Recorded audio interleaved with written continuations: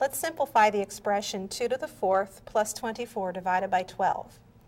In order to do this correctly, we need to use the rules for order of operations. And those rules say that we're to evaluate exponential expressions first.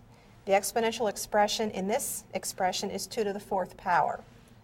Evaluating 2 to the 4th power, I have 16.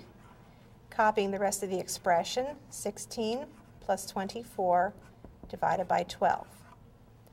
There are no exponential expressions left, so the next step is to perform all multiplications and divisions in order from left to right.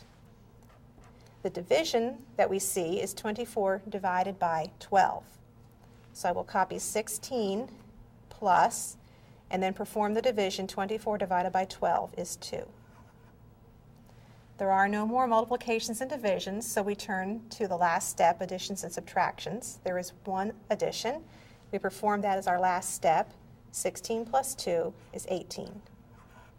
And 18 is the simplified form of that expression.